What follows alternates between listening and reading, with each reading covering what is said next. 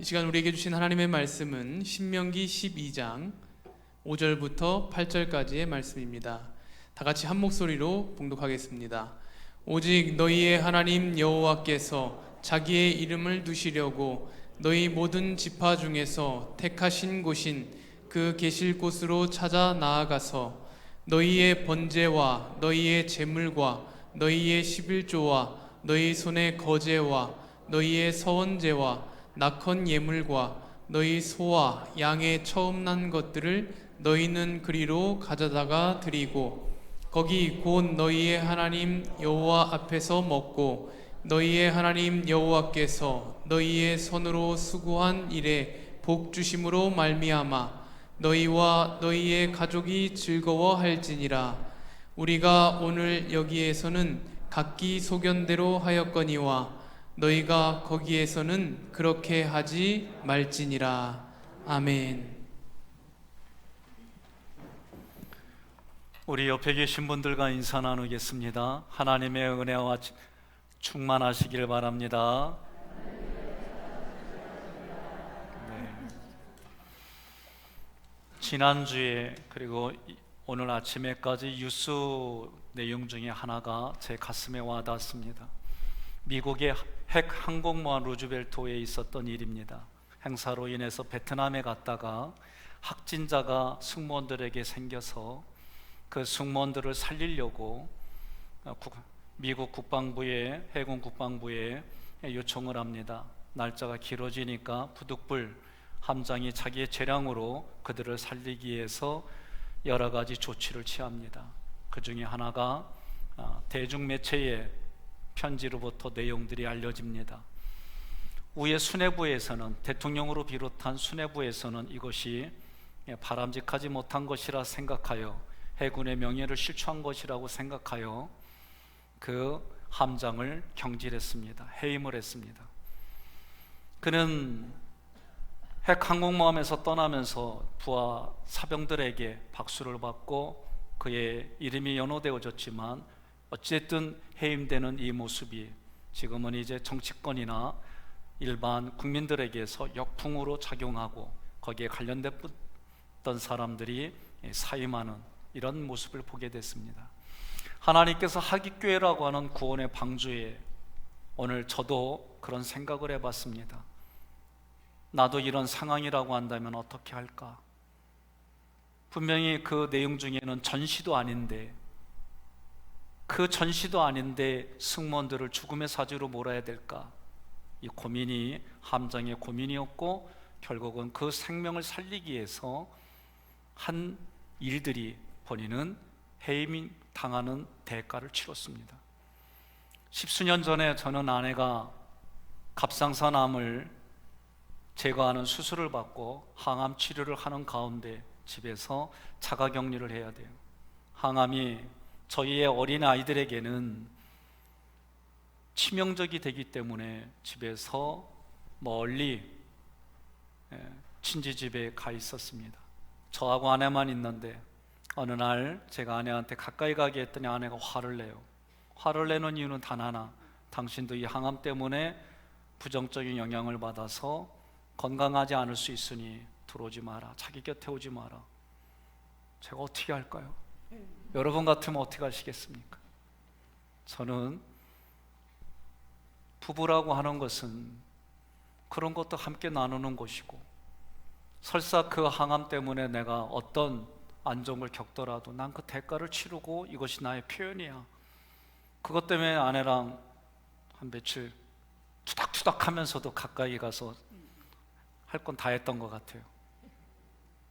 저는 오늘 코로나 바이러스 감염증 19라는 것 때문에 많은 고민을 합니다.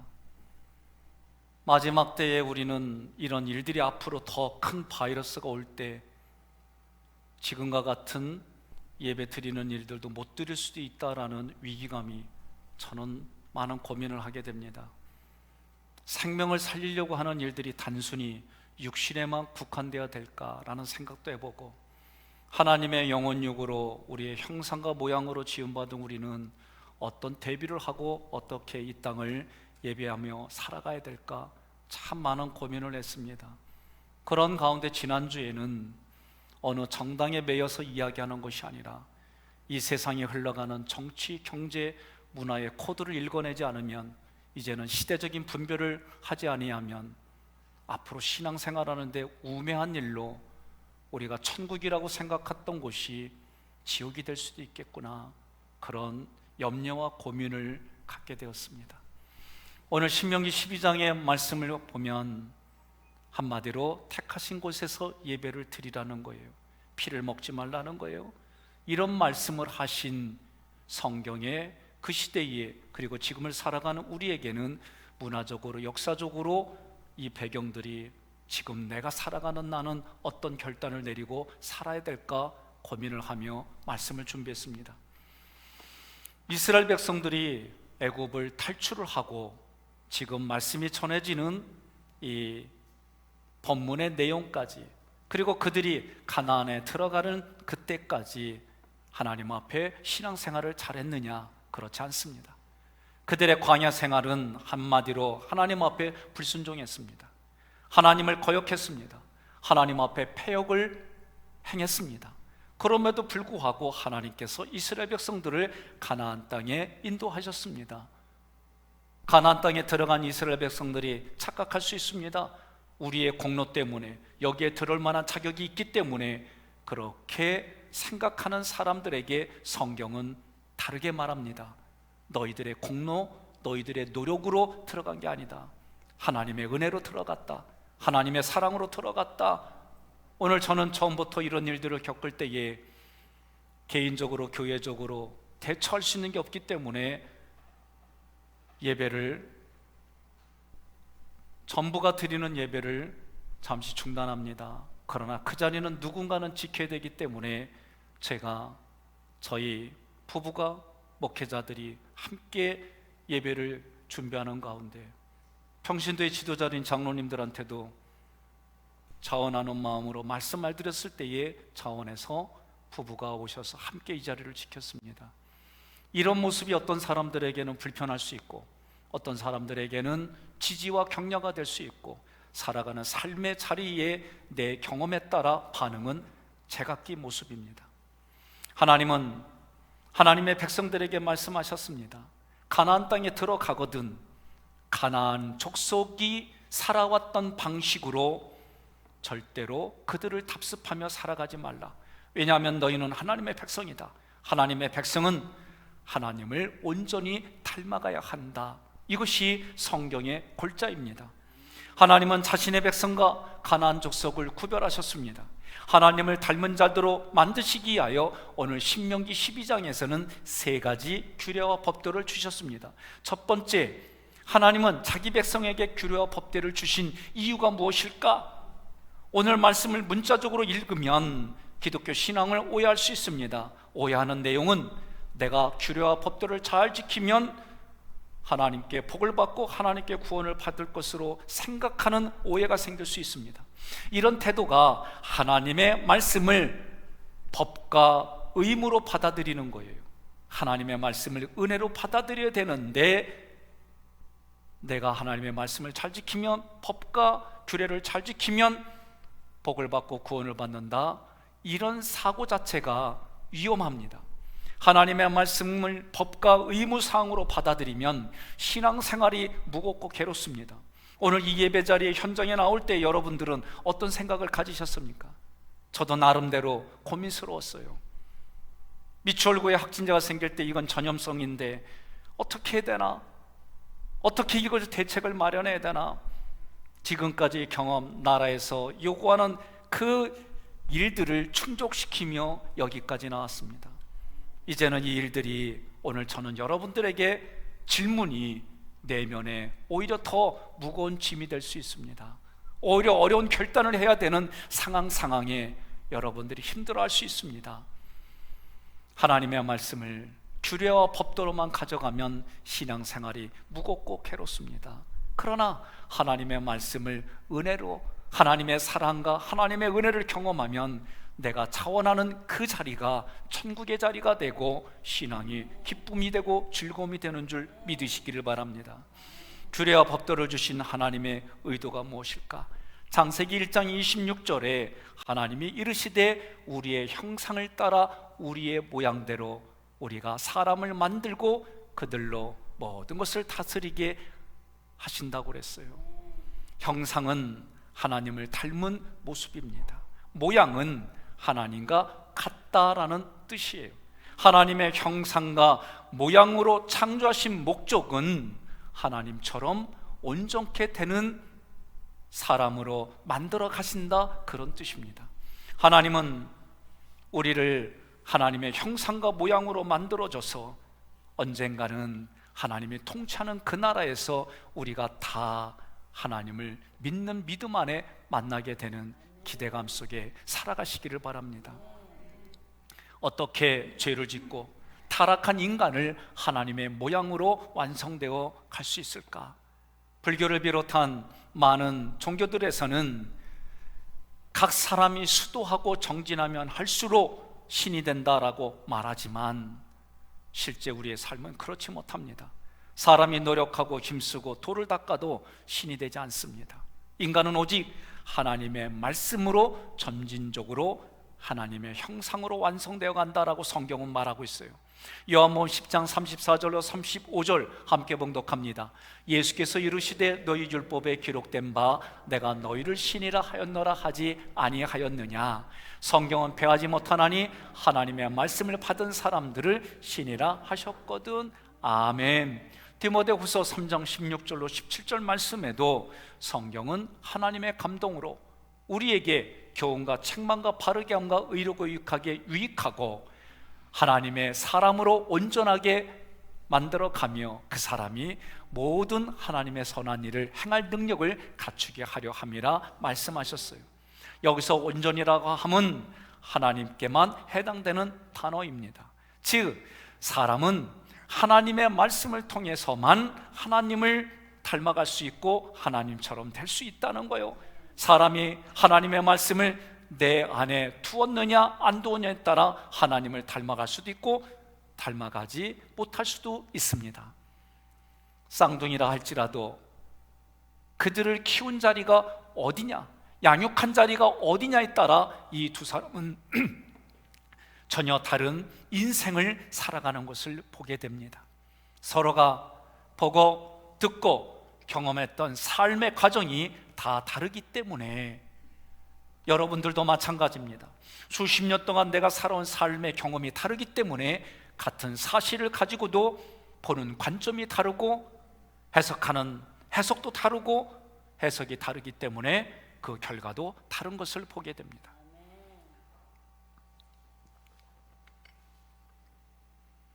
여러분과 저는 무엇을 보고 듣고 배웠느냐에 따라서 세상의 모양을 입을 수도 있고 하나님의 모양을 입고 살아갈 수도 있습니다.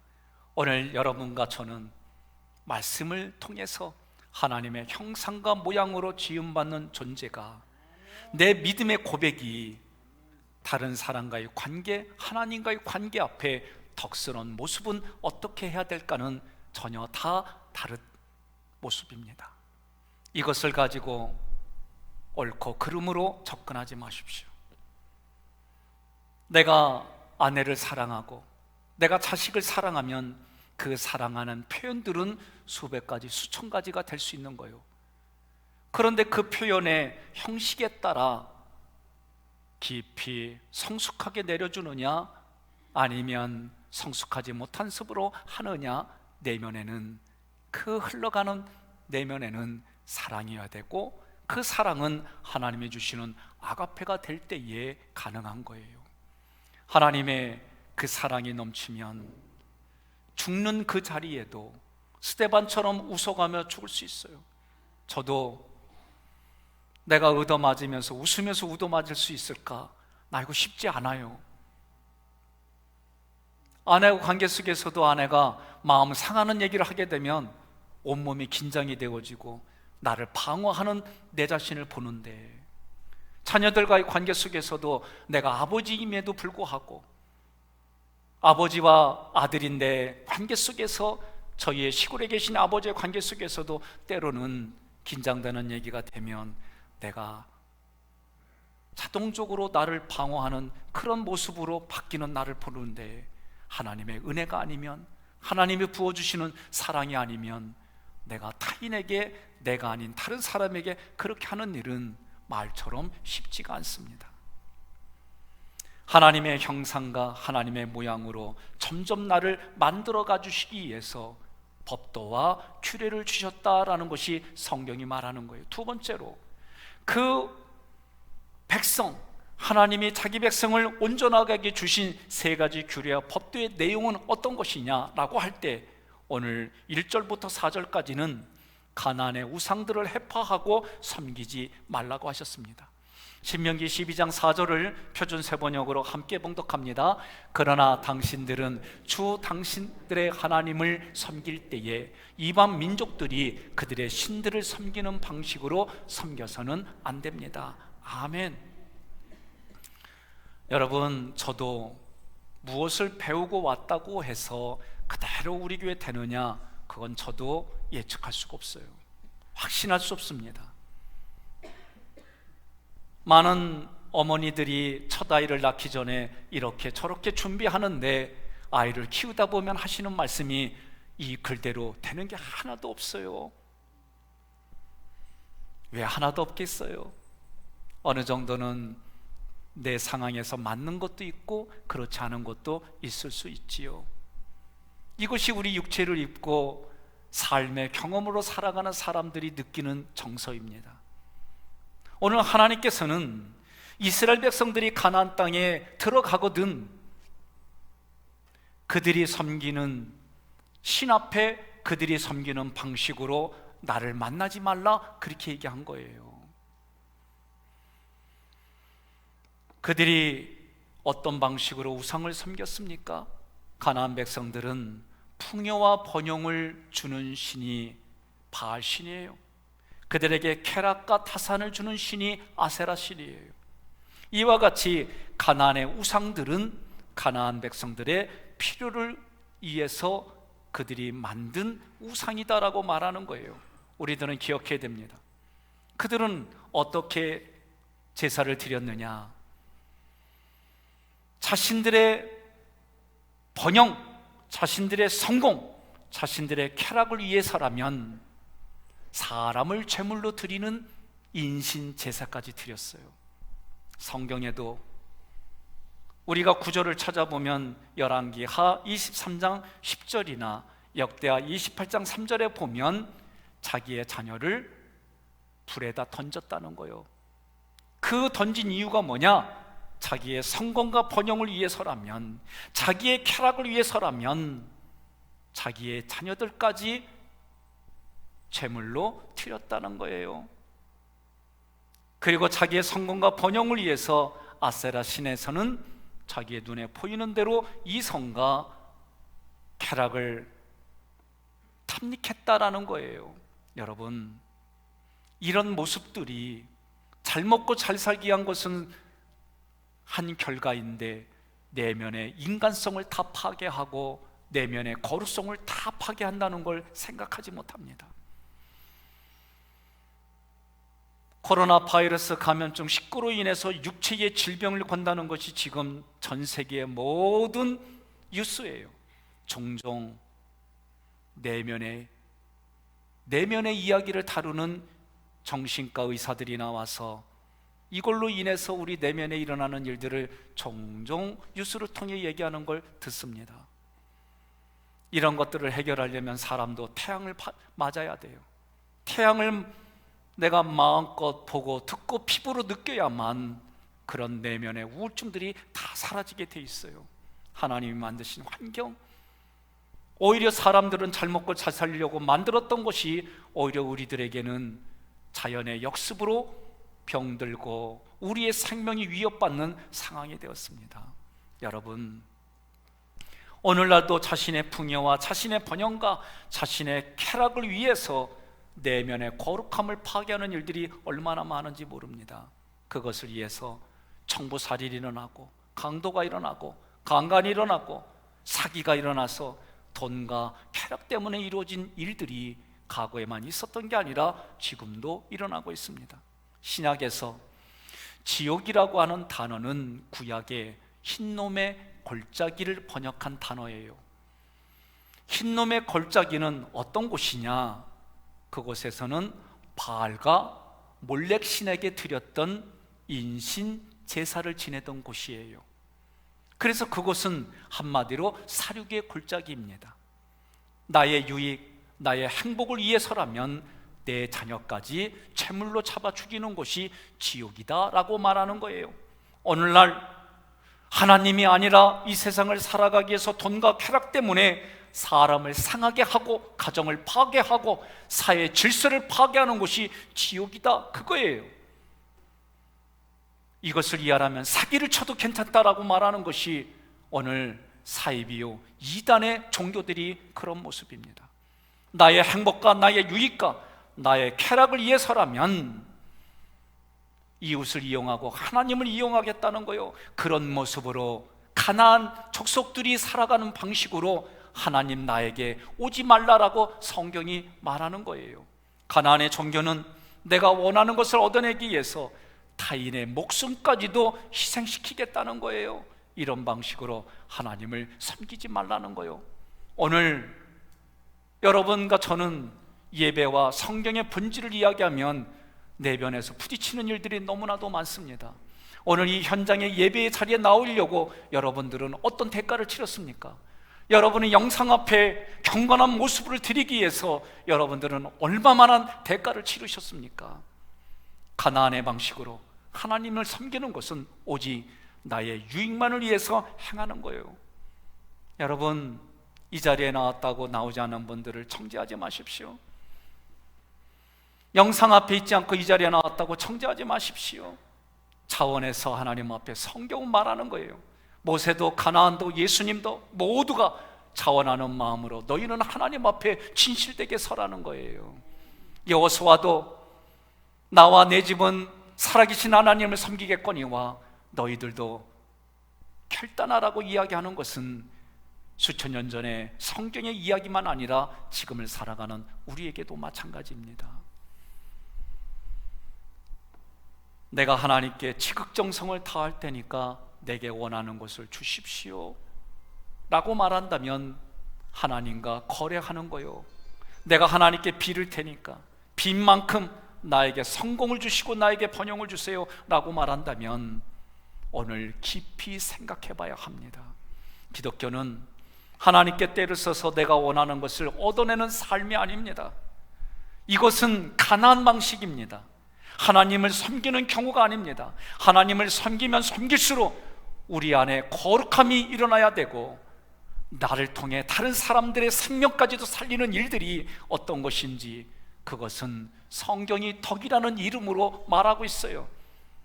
오늘 여러분과 제가 하나님은 거래 대상이 아님을 알아야 돼요. 세상은 내가 당신에게 하나를 주면 너도 나에게 하나를 줘, 이것이 세상의 거래이고 살아가는 존재 방식입니다. 우리나라는 다른 곳으로부터 원료를 사가지고 와서 가공해서 팔아서 살아가는 나라예요. 우리만 잘 산다고 되는 얘기가 아닙니다.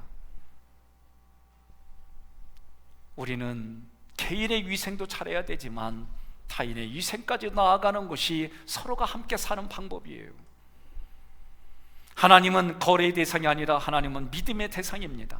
하나님은 나와 연합하기를 원하시고 나와 동행하기를 원하시고 나와 더불어 함께 먹고 마시는 연합의 관계가 마치 성경은 부부의 관계다라고 말을 하는 거예요. 부부의 관계로서 그들이 거하는 침소와 같은 하나님과 예배드리는 그 장소가 오늘 여러분과 저에게는 어디냐라고 말하는 거예요. 그것이 우리를 알지 못하는 이들에게는 그 덕스러운 모습 때문에 때로는 예수 믿지 않는 자녀 때문에 예수 믿지 않는 부모 때문에 때로는 생각지 않은 자리가 예배의 자리가 될 수도 있겠지만 오늘 여러분과 저는 하나님께 더 내가 경건하게 드릴 수 있는 예배의 자리가 어디인지 오늘 깊이 생각해 보셔야 됩니다. 올바른 신앙은 하나님을 사랑하기 때문에 하나님의 뜻에 나를 굴복시키는 것이 바른 신앙관입니다. 신명기 11장 13절로 14절 함께 봉독합니다. 내가 오늘 너희에게 명하는 내 명령을 너희가 만일 청종하고 너희의 하나님 여호와를 사랑하여 마음을 다하고 뜻을 다하여 섬기면 여호와께서 너희의 땅에 이른 비 늦은 비를 적당한 때에 내리시리니 너희가 곡식과 포도주와 기름을 얻을 것이요. 아멘. 내가 마음과 성품을 다하여 하나님을 사랑하고 섬기는 삶이 신앙생활입니다. 이것이 하나님과 온전히 연합된 상태입니다. 그러므로 먼저 하나님의 은혜, 하나님의 사랑을 깨닫는 삶이 신앙생활이에요. 그것을 깨달아지면 내가 내 마음이 차원해져서 그 일에 감동이 되어져서 나도 이렇게 대응합니다, 이렇게 보상합니다, 이렇게 합니다. 이것이 여러분 우리의 삶의 모습인 거예요. 그러니 물은 높은 데서 밑으로 흘러가는 것처럼 신앙의 깊은 사람들의 삶의 모습이 믿음이 연약한들에게 흘러가서, 그래서 그 믿음을 방패라고 말할 때에 우리의 이성으로는 큰 믿음을 방패로, 큰 규모의 믿음이라고 한다면 그 안에 작은 방패를 가진 사람들이 그 안에 숨을 수 있고 안전하게 나아갈 수 있는 거예요. 여러분, 하나님을 사랑하지 않는 사람이 하나님을 섬기면 괴롭습니다. 모든 게 다 의무로, 책임으로 와닿기 때문에 일들이 쉽지 않아요. 아내가 항암 치료를 받을 때에 그렇게 했어요. 여러분들은 내가 사랑하는 사람 때문에 내가 대가를 치른다는 마음이 어디까지 있습니까? 오늘 성경은 하나님이 먼저 우리에게 대가를 치러주셨어요.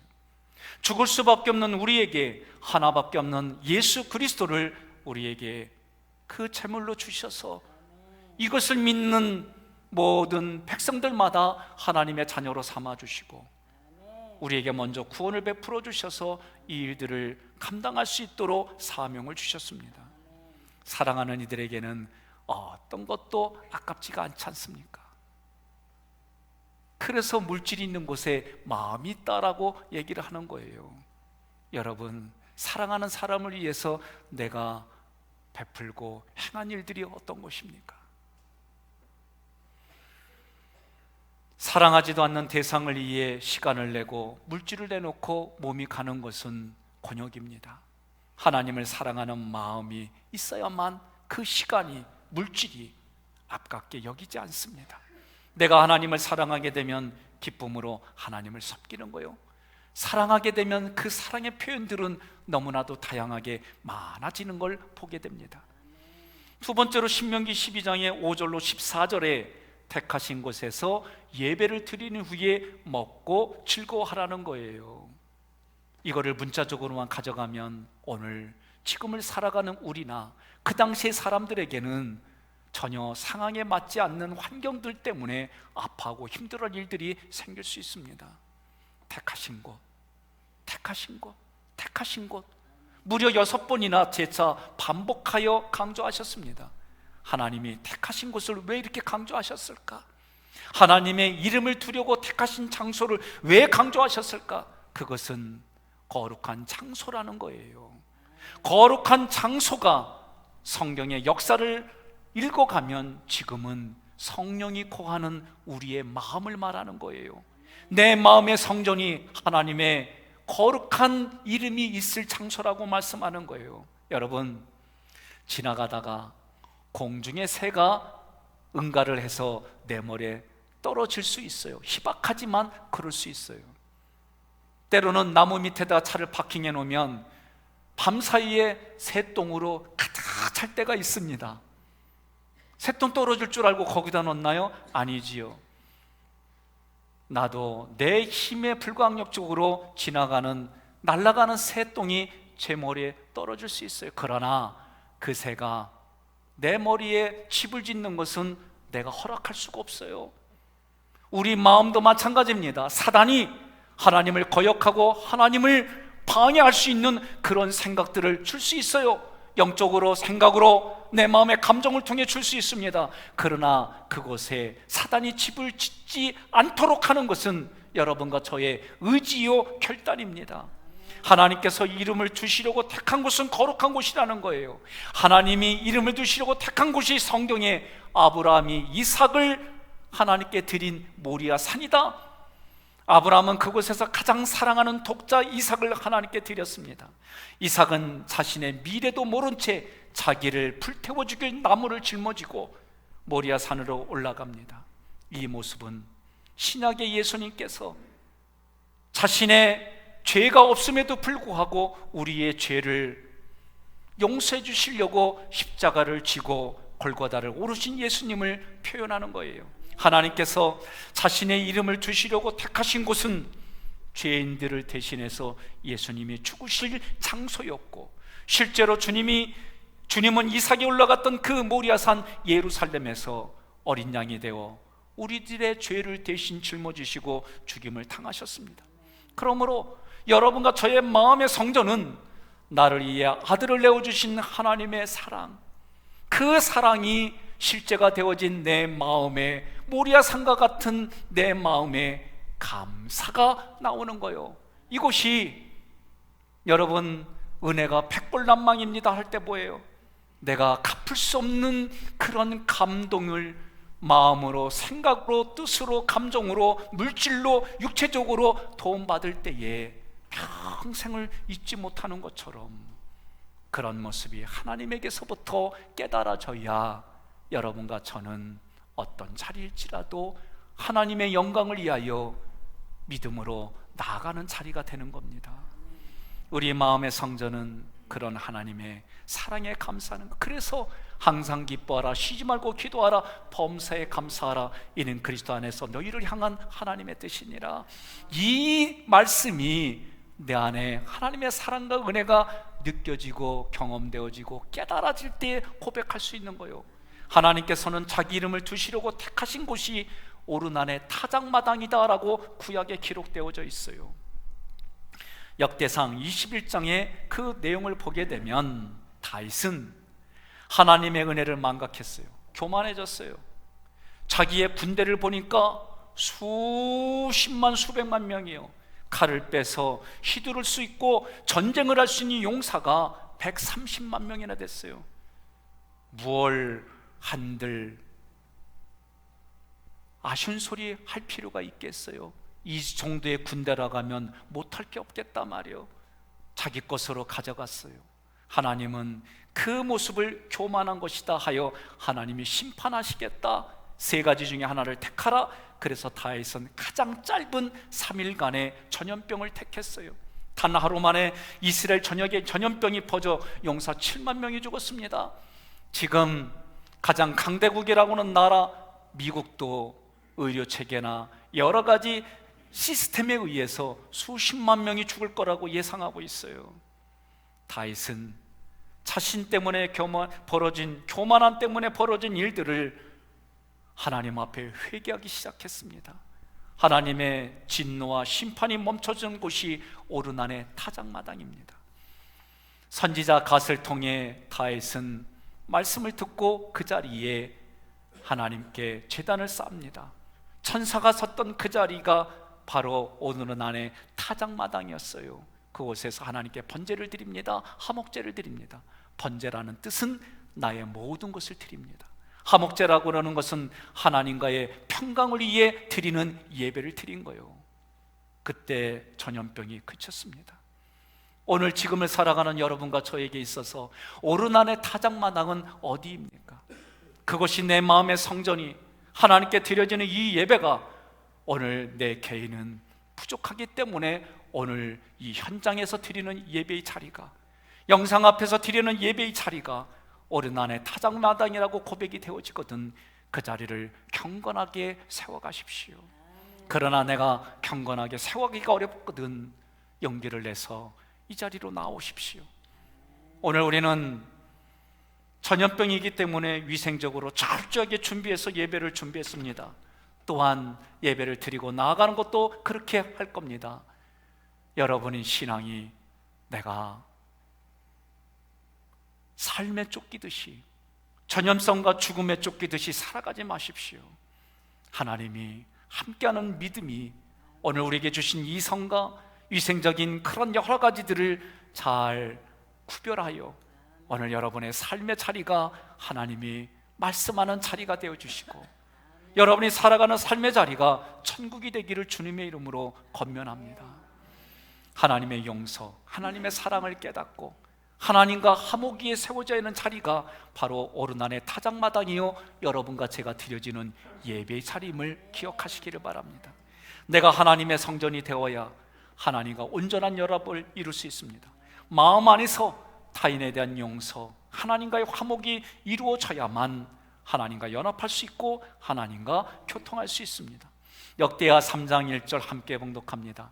솔로몬이 예루살렘 모리아 산에 여호와의 전 건축하기를 시작하니 그곳은 전에 여호와께서 그의 아버지 다윗에게 나타나신 곳이요 여부스 사람 오르난의 타작마당에 다윗이 정한 곳이라. 아멘. 더 구약으로 올라가면 아브라함 때에, 그리고 다윗의 때에, 솔로몬 때에, 그리고 예수 때에 그 장소가 오늘 내가 드리는 예배의 장소다. 여러분 인지하십시오.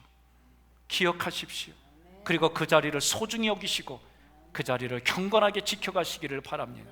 하나님께서 택하신 곳은 솔로몬이 그곳에서 성전을 세운 곳이고 그런 곳에서 솔로몬이 하나님 앞에 회개의 기도를 드린 장소가 되는 거예요. 열왕기상 8장 30절 함께 봉독합니다.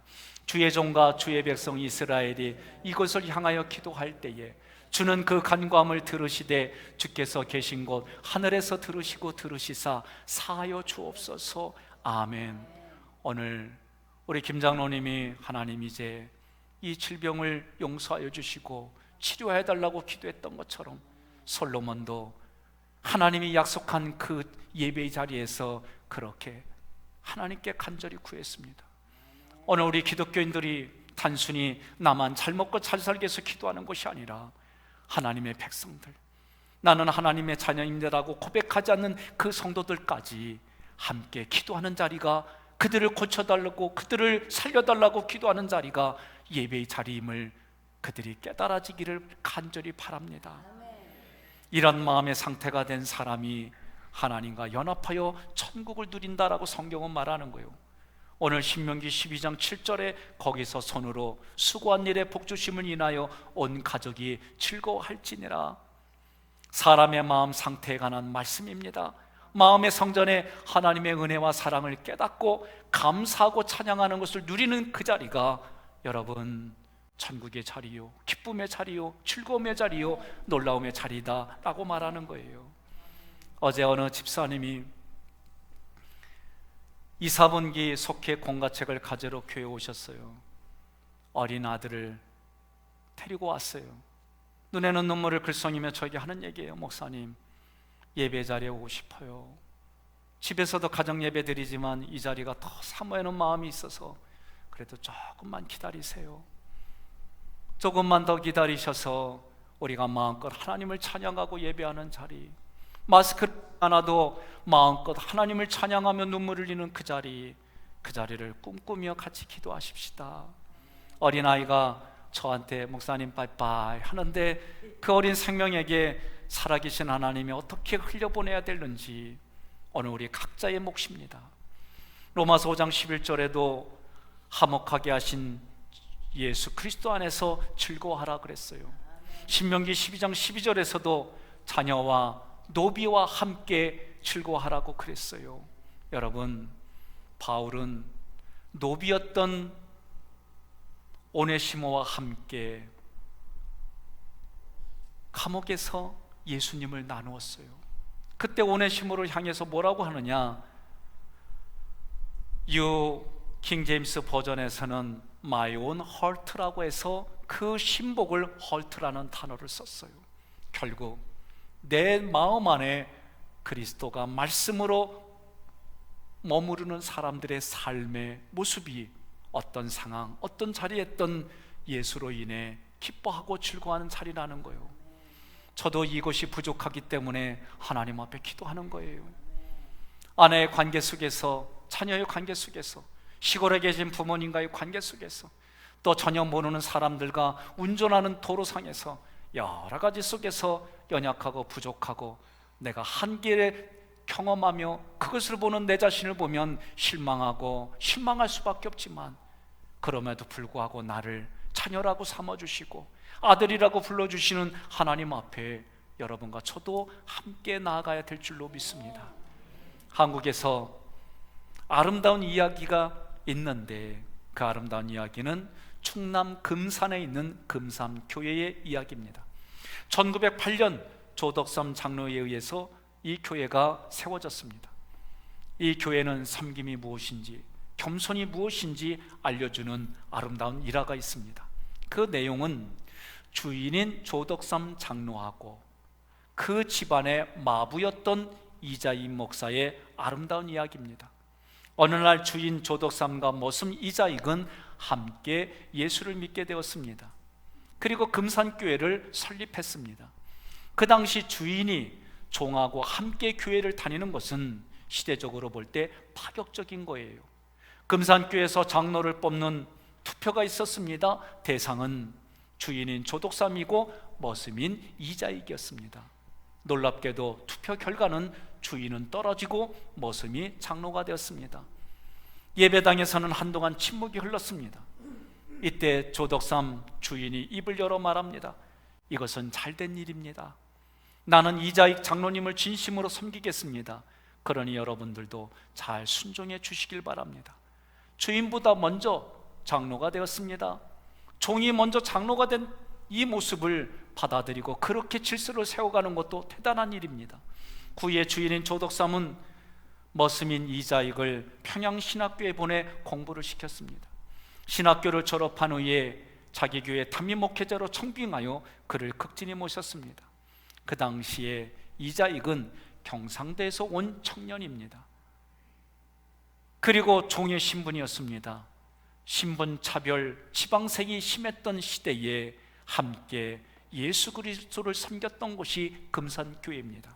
이것은 하나님과 연자들이 함께 예수 그리스도를 누리는 아름다운 삶의 교훈입니다. 이 예화를 준비하며 저에게도 부딪히는 일들이 많아요. 모든 게 항상 저도 이렇게 살지는 못합니다. 이런 설교를 준비하며 회개하고 돌이키며 그랬지만 또 살아가며 나도 모르게 나 중심의 삶의 사고를 할 수 있음에도 불구하고 그래도 오늘 이 시간 최선을 다해 우리 함께 결단하시기를 바랍니다. 신명기 12장의 15절로 32절은 세 번째 규범을 말씀합니다. 피는 먹지 말고 여호와 탄에 뿌리라는 거예요. 16절에 오직 그 피는 먹지 말고 물같이 땅에 쏟아라. 23절 그 피는 먹지 말고 그 피는 생명인즉 내가 그 생명을 고기와 아울러 먹지 말라. 25절 너는 피를 먹지 말라. 내가 이같이 여호와께 의롭게 여기시는 일을 행하면 너와 내 후손이 복을 누리리라. 여러분, 물질의 복으로만 생각하지 마십시오. 왜 이렇게 성경은 피를 먹지 말라고 강조했을까? 레위기 17장 11절 함께 봉독합니다. 육체의 생명은 피에 있음이라. 내가 이 피를 너희에게 주어 제단에 뿌려 너희의 생명을 위하여 속죄하게 하였나니 생명이 피에 있으므로 피가 죄를 속하느니라. 아멘. 신명기 12장 27절에도 그 피를 하나님 제단에 뿌리라고 했어요. 여러분, 번제물의 피는 무엇을 상징하길래 피를 먹지 말라고 할까? 그것은 우리의 죄를 위해 피를 흘리신 예수 그리스도 보혈의 피를 의미하는 거예요. 나를 품에 안으시고 나를 위해서 피를 흘리신 예수님, 자기 몸을 주신 그 예수님을 상징하는 거예요. 그렇다면 피를 먹는다고 할 때에 먹는다는 것은 무슨 뜻일까? 피를 먹는다, 이 단어는 아칼이라는 단어인데 이 뜻은 소멸하다, 멸시하다 그런 뜻이에요.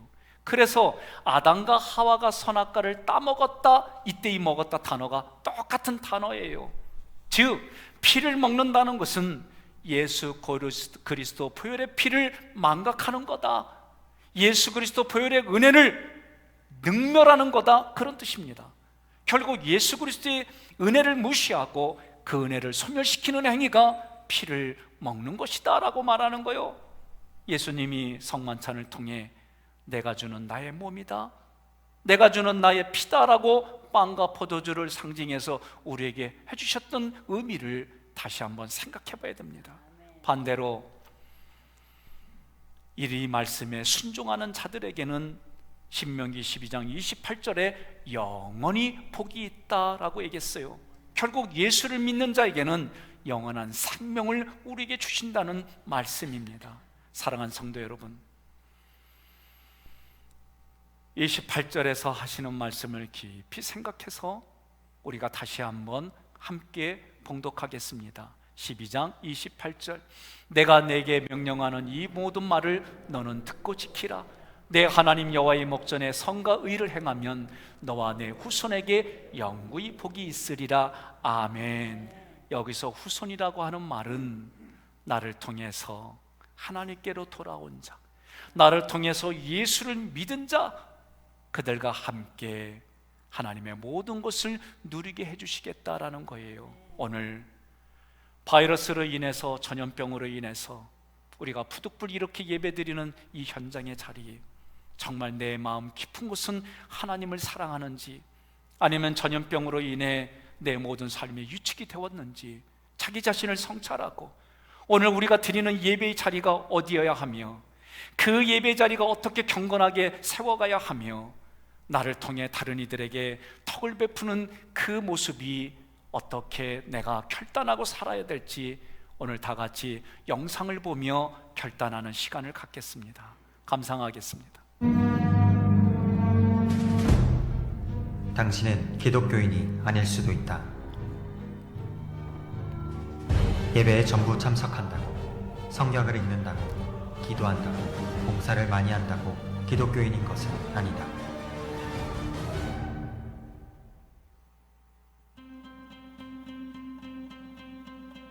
성경은 기독교인을 하나님께 참되게 예배하는 예배자라고 말한다. 예배는 위로와 구원을 위한 수단이 아닌 우리의 죄악된 본성이 죽어지고 구원받은 목적대로 하나님의 영광을 위해 살아가게 만드는 은혜의 강편이다. 바른 예배를 통해 하나님과의 관계가 회복된 자들은 자신을 위해 돈, 권력, 인맥 등을 추구하던 삶을 청산하고 철저하게 말씀에 순종하는 삶으로 변화된다. 우리는 신앙의 선배들의 삶에서 이 변화를 찾아볼 수 있다. 이웃 사람들이 만나지 않게 해달라고 산신에게 빌 만큼 망나니 같았던 김익두 목사. 그는 단 한 번의 예배로 변화되어 교회 150개, 유치원 120개를 건축하고 수많은 박해를 견뎌내며 신학자들과 신앙의 후배들을 양성하는 등 평생을 하나님과 이웃을 위한 충성된 종으로 살았다. 술과 담배, 여자에 미쳐 살았던 조만식 장로. 그는 한학동문 한정교회 전도로 예수를 믿게 되었지만 자신의 의지로 이전 삶을 청산하기란 쉽지 않았다. 예배를 통해 그리스도를 의지해야만 말씀대로 살 수 있었던 그는 제1조선인교회를 설립하였고 매주 예배와 기도 모임을 이끌었으며 복음 전하기에 힘썼다. 그뿐 아니라 금주, 금연, 패창운동을 일으켜 방탕한 문화를 다잡고 울산 장려운동과 3.1운동에 참여하여 나라와 민족에 충성을 다하는 순교자적 삶을 살아갔다. 마찬가지로 방탕한 삶을 살았던 최인규 권사. 예배 가운데 그리스도를 만난 최인규 권사는 하나님에 대한 사랑이 날로 깊어져 갔다. 그 후 최인규 권사는 술과 담배를 끊고 우상들을 불태웠으며 교회에 없어서는 안 될 헌신적인 일꾼이 되었다. 그는 신사참배 거부로 체포돼 극심한 핍박을 당하면서도 굴하지 않고 당당하게 신앙을 고백했다. 그 모습은 일본 순사도 감복하고 인정할 정도였지만 일본의 계속되는 박해로 끝내 옥중에서 순교했다.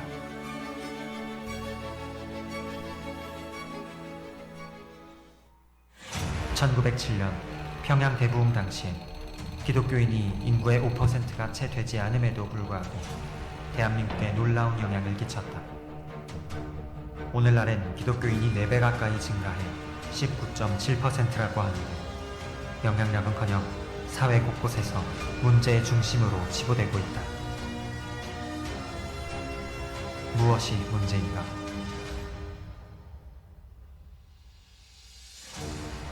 우리는 예배를 잃어버렸다. 아버지께 참되게 예배하는 자들은 영과 진리로 예배할 때가 오나니 곧 이때라. 아버지께서는 자기에게 이렇게 예배하는 자들을 찾으시느니라. 변화 없이 습관적으로 행하는 형식적인 예배가 아닌 하나님께서 규정하신 예배로 돌이켜야 한다. 당신의 예배는 어떠한가? 예배를 통해 자신에 대한 모든 신뢰가 깨지고 그리스도만 의지하고 있는가? 예배를 통해 하나님의 영광을 위한 삶을 살고 있는가? 당신에게 주어진 예배의 기회가 마지막일지도 모른다. 지금 당장 당신의 예배를 점검하고 은혜의 자리로 나아오라. 오늘 여러분과 제가 영상 앞에서 현장에서 예배 드렸다는 것에 만족하는 것이 아니라 이 예배를 들은 것이 하나님과의 회복이, 다른 사람과의 삶에서도 회복이 일어나는 자리까지 여러분들이 용기를 내서 나아가기를 권면합니다.